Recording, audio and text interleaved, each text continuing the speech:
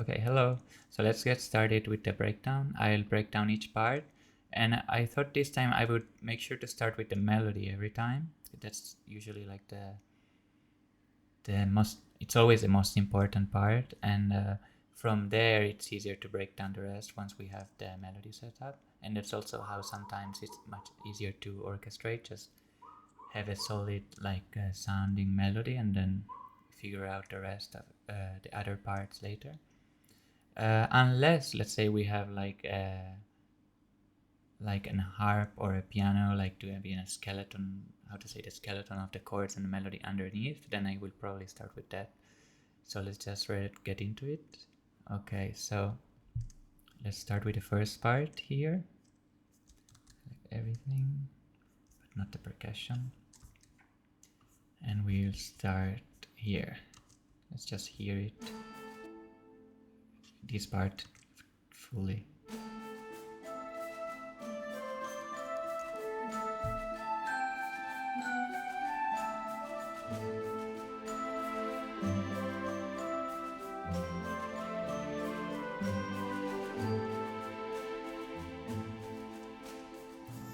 Okay, so let's start with the melody. We have, actually, let's start with the harp. In this part I have like a skeleton harp underneath.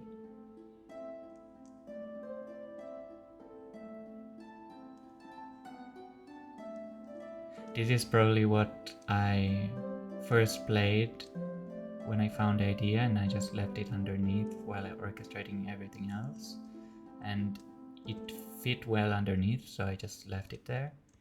And then for the melody there's a celesta. Let's edit one by one. The celesta just in octaves. Okay, then there's a flute and the clarinet. Let's also put the clarinet.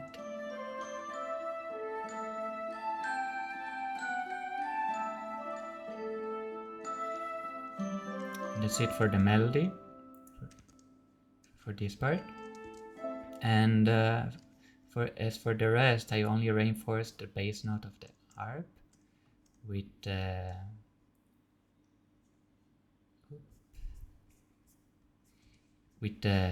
viola. So here's the viola just reinforcing the bass note of the harp.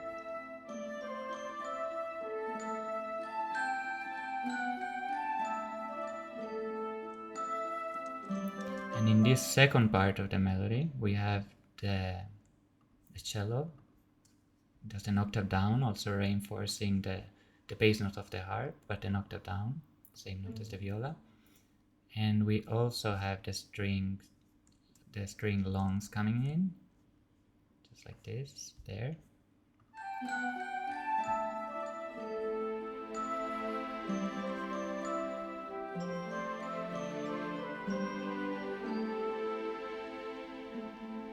Yeah, so that just starts introducing more of the orchestra, and especially more of the strings for the next part, which becomes more dense.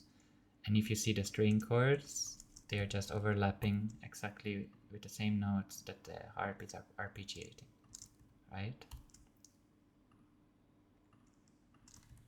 Exactly the same notes. Okay. And if then we have some percussion. If you, I can just solo the percussion for a second for this part. It's very simple. The tambourine doesn't come in until much later. Okay, all together.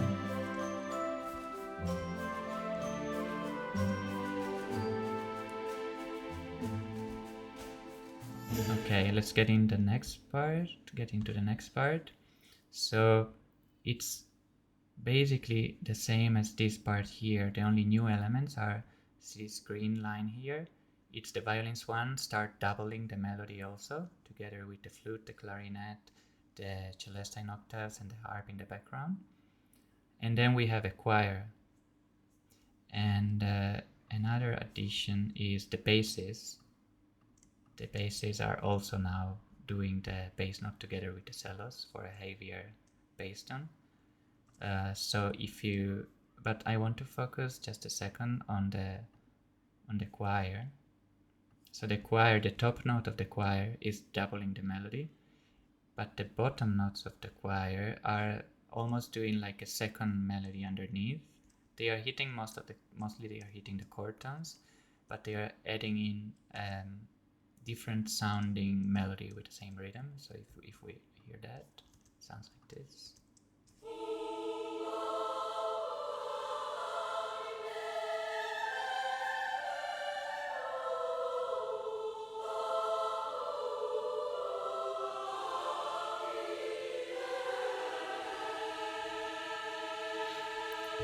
So it's an harmonization, but with a little bit of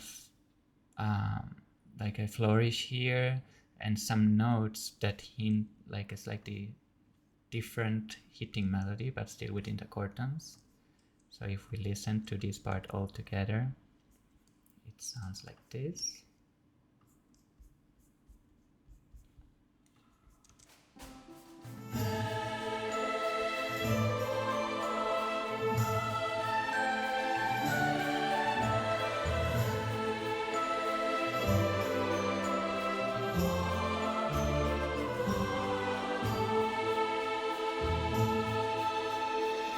So see, just by adding the violins one on the melody and the double basses together with the cellos and the pizzicato, the sound opens up a lot more, right?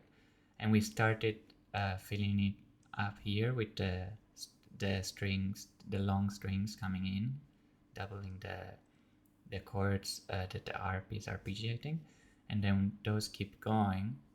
But then we have the violins one finally join on the melody, and that really opens up the sound because of the bright sound of the violins. And the basses had more weight to the bass note. And the choir, since we already heard this melody once here, the choir is introducing some new tones in the melody, which just make it more interesting to hear for the second time. Okay, so now we can move on to the next part. Here we have a little bridge part. Let's listen to it once and then I'll break it down.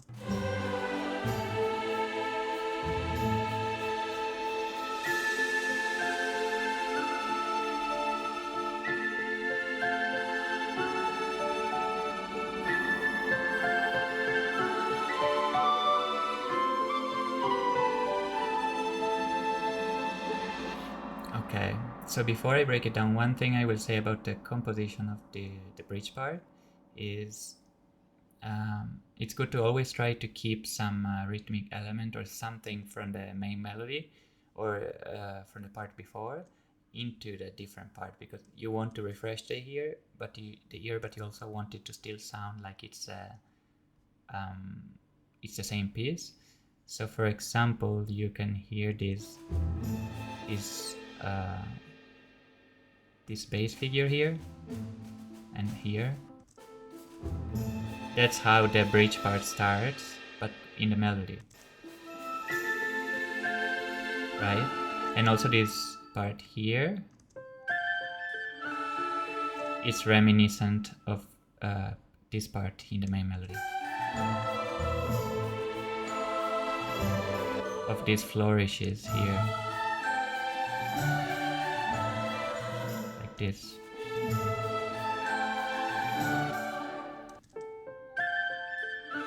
Right?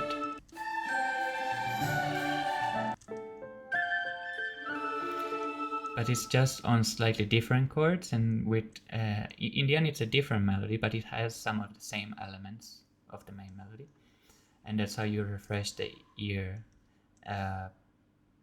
but still making it feel like the same piece.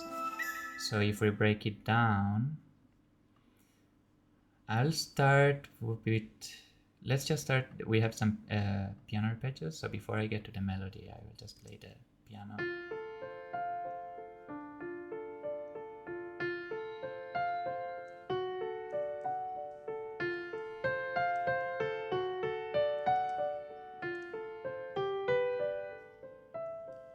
And it's just outlining the chords.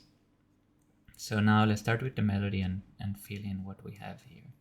So we do have a clarinet. There. There. And we do have on the melody, we have a shire whistle. Just here, here.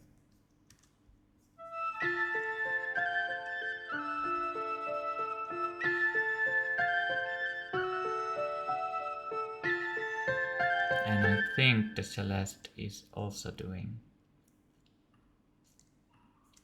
the melody on the top there.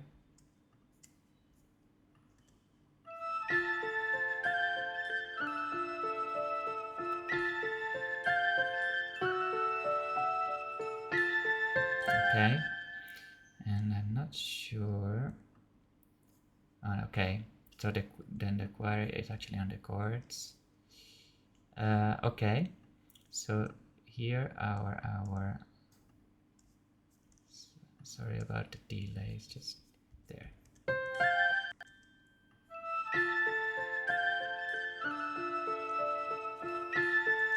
Okay, so clarinet, shire whistle, and the celeste in octaves is doing the melody. And over that we have some like pad-like chord elements and some pedal elements. So we have let's go to like the pedals. We have a violin one tremolo here that just holds this note that is common in between all of the chords.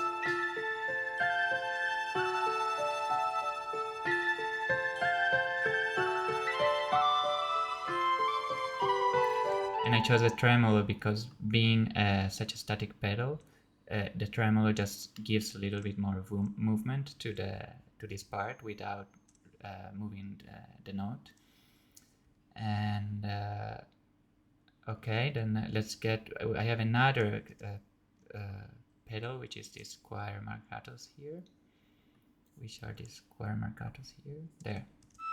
It's actually the same note as the violin's one tremolo, but it's an octave down. So if you listen to that, you'll.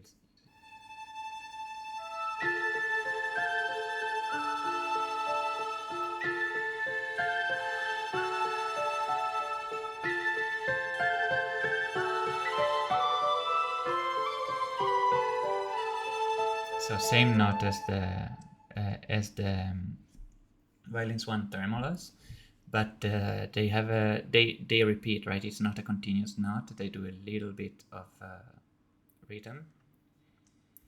Also because the choir would need to breathe, so that works out more realistically. And okay, so now we can get to the chords. I'm just wondering, what is the harp doing? I forgot actually. The harp is not. Oh, the harp. No, the harp is not. Yes, the harp is not in here. Okay, so let's get back here. Okay, one. Okay, so now we can get into the chords. So we have. Okay, so we have some choir like doing the chords, an octave in the octave below the piano arpeggio mostly. So the piano arpeggio starts from here, here, here, and below it we have these choir chords, and also we have. Let's just listen to those for a second. And also in the chords we have these ensemble longs here. So it's the ensemble strings. It's doing the same chords. It's always the same chords, right? It's just in different spots. So the strings are covering the chords just above the choir chords.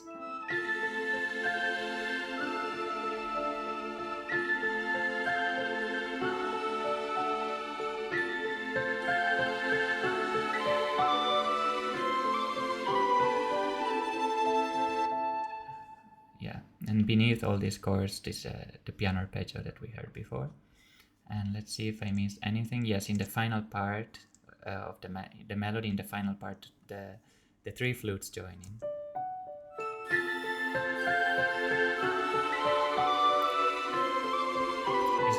It just opens up the sound a bit more. It's just the, how to say, the shire flute. The whistle flute, like the shire flute, is a solo. It's a solo flute, and it has a very close sound. You don't really hear the room a lot. So by adding in the flute section, the the sound of the flute suddenly is more spread out in the room, and it just opens up it widens up the sound of the flute for this final part before we move on to the next part. And then we have just some tam-tams and percussions in the background, so all of it.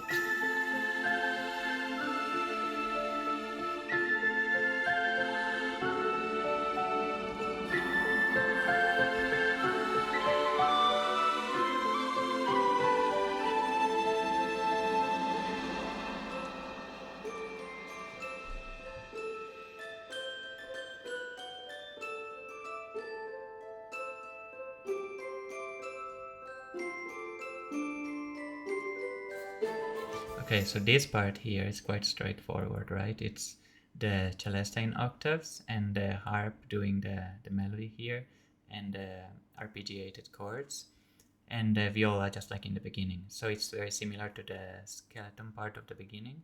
So I decided to just go quiet here before I get to the final, more powerful part.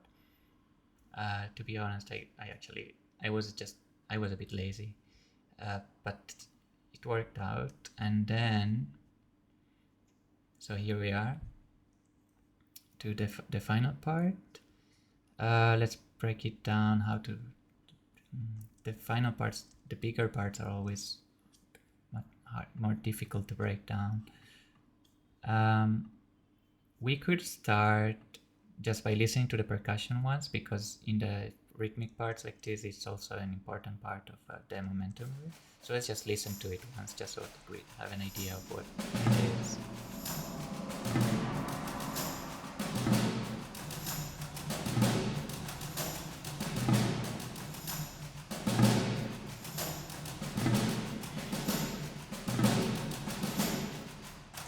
So we have this higher percussion that's been going through almost the whole piece. It keeps going, and then we have some tenor drum hits on the one, and some what is it? Tambourine hits. Tambourine hits on the twos, and there's also this 3-hit snare hit here on the one, just before the one, together with the tenor drum.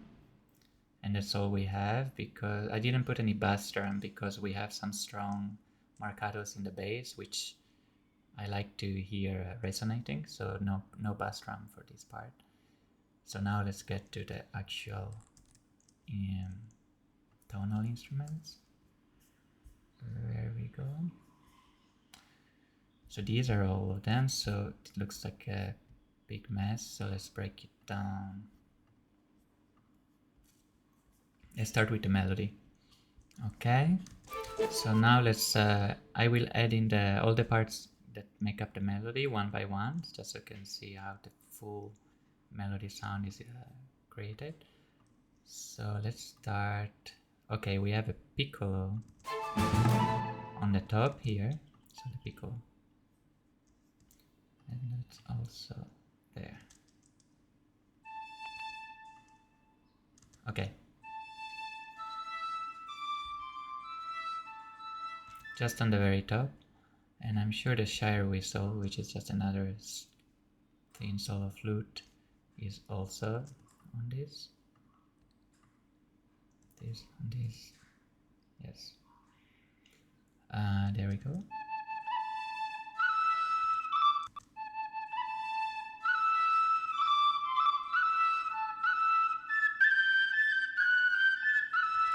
Okay, and then we have the the flute section here.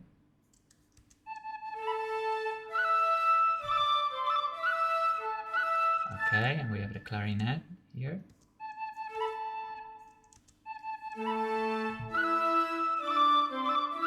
And the clarinet is hitting exactly the same tone that the four horns are hitting.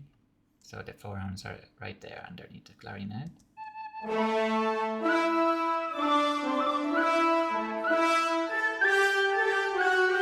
And then to open up the sound, we have the violas, just also doubling on the same tone of the horns and the clarinet. It's here. Okay.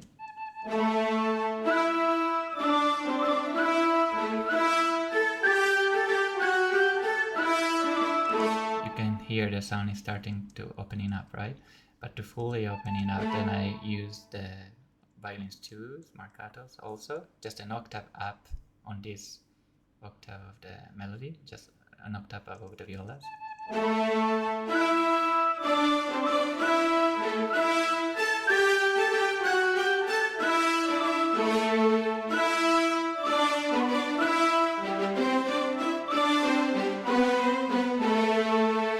Oops. Okay. So I think this is all the straightforward melody in octaves. This is all that makes it up. But we do have a choir that is doing the same part. Remember in the beginning when the choir comes in and it has some tones that add a little bit of interest. So it's doing the technique.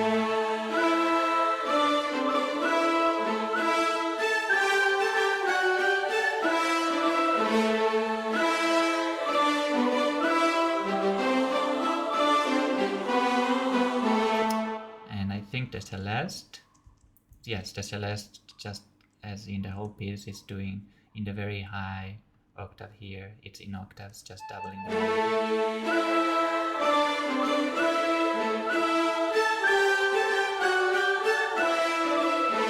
See how important, like how just the melody can be so strong just by itself.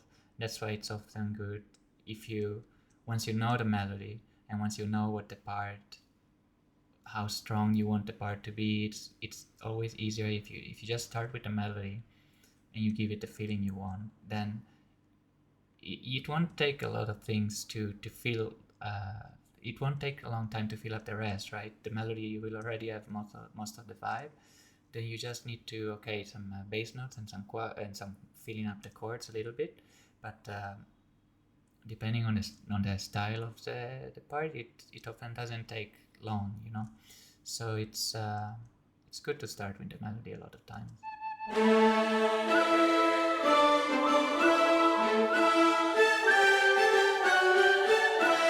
Okay, but now let's actually add the rhythmic parts, the background rhythmic parts and the chords and the basses. So let's start with the basses.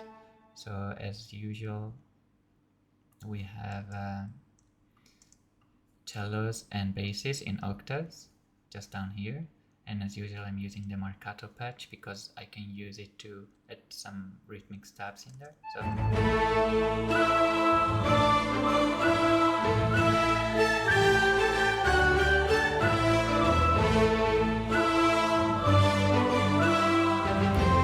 and the bass is doing the same notes and also the same bouncing motion here that it was doing in the pizzicatos in the previous set part of the piece. And after the bass we can add in, I have some trombone marcatos filling up some chord tones, but not many, it's just the fifth I think. So here is just doubling the cellos and the fifth of the chord here.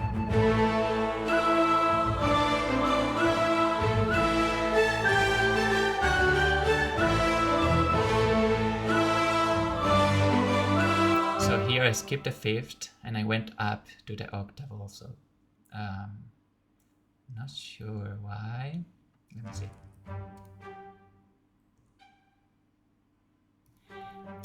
I think it just felt better if it went up instead of down in that part. Probably because the melody here is coming down from there. Yeah.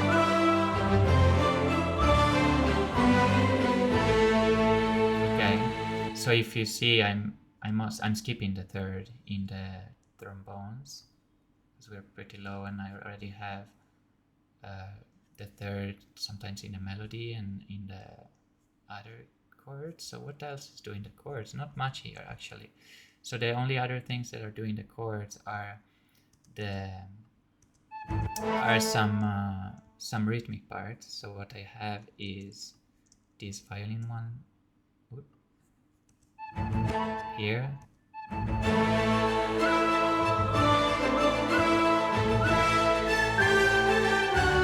This violin one short. So okay, to see them, I will actually, let's just hear those for a second. So here's the rhythmic parts.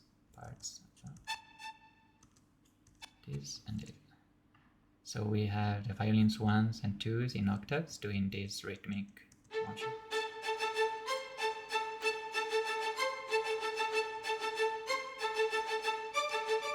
Let's hear them with the basses too, just to have the context.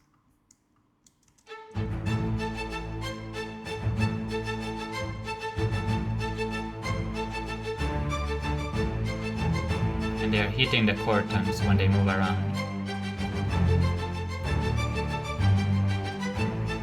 So they're just bouncing around from chord tone to chord tone just to create some movement, and also that way they cover up, they fill up the chords a bit. And the only other thing we have is together with these string staccatos, we have this motion here.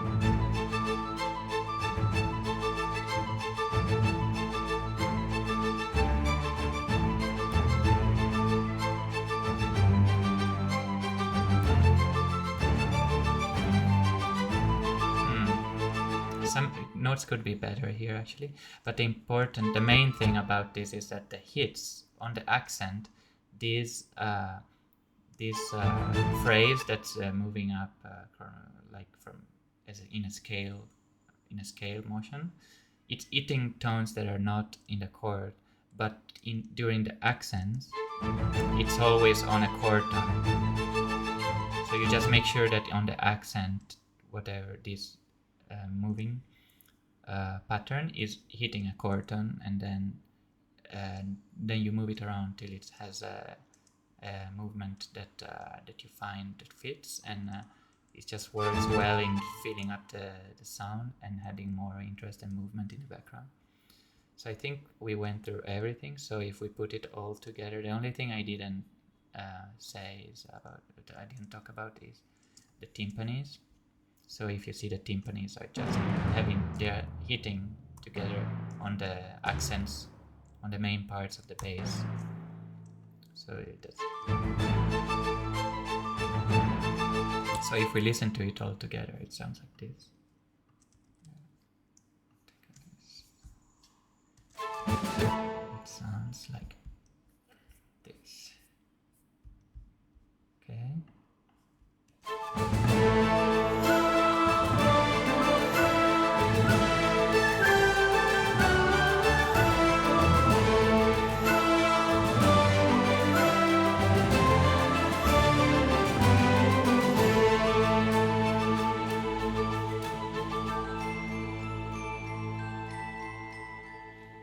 In the end, the celesta just echoes the ending of the theme there, just to finish the track. And the only other thing you'll see here that I didn't talk about is just the harp arpeggio is keeps going in the background. I probably could have just stopped it. It's not. I don't think it makes a difference, but it just kept going. Yeah, that's this track, and I hope you found something useful in this breakdown. And thank you for watching. I'll see you next time.